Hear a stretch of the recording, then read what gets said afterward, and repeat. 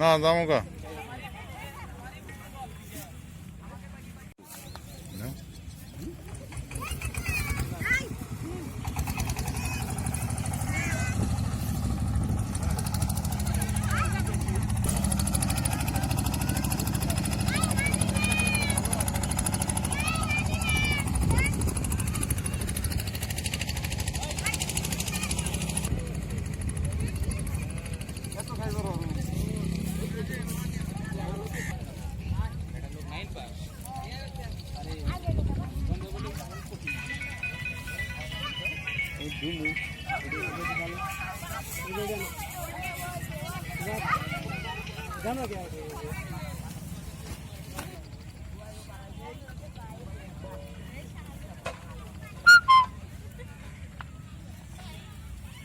ভাইজানের নামটা কি? মোহাম্মদ সেলিম রানা। সেলিম রানা, আপনি তো একজন বাদাম চাষি। জি। কত বিঘা জমিতে এবার বাদামের আবাদ করেছিলেন? 13 বিঘা জমিতে বলছিলাম। তাতে কি পরিমাণ ফলন হয়েছে? ফলন এবার ধরা চলে লস, কারণ পানি আসছে মানে একটু আগে। বিঘায় কত? অনেক বাদাম তলায় গেছে, উঠাইতেই পারিনি। ঠিক আছে, তারপরে কামলার দামও অনেক বেশি।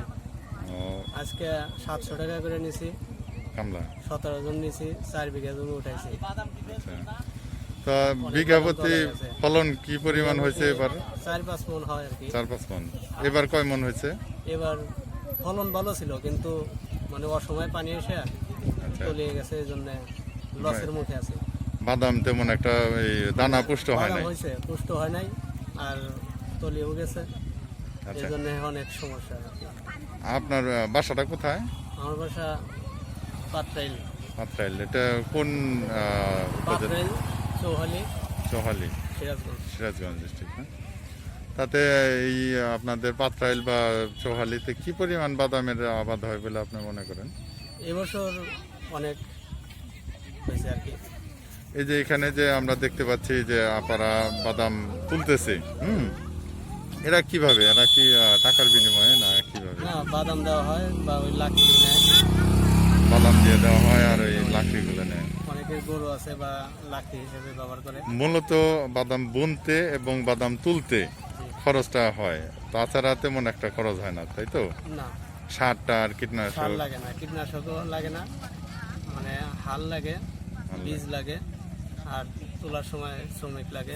1 বিঘা জমিতে বাদাম আবাদ করতে কত টাকা খরচ হয়? তাও মোটামুটি সবকিছু মিলিয়ে 8,000 টাকা। আর 5-6 মন বাদাম হয়। 5-6 মন বাদামের দাম কত? প্রতি মানে বাজার সবসময় এক থাকে না তো, কিছু সময় 3,000, 3200, 3500 এরকম থাকে।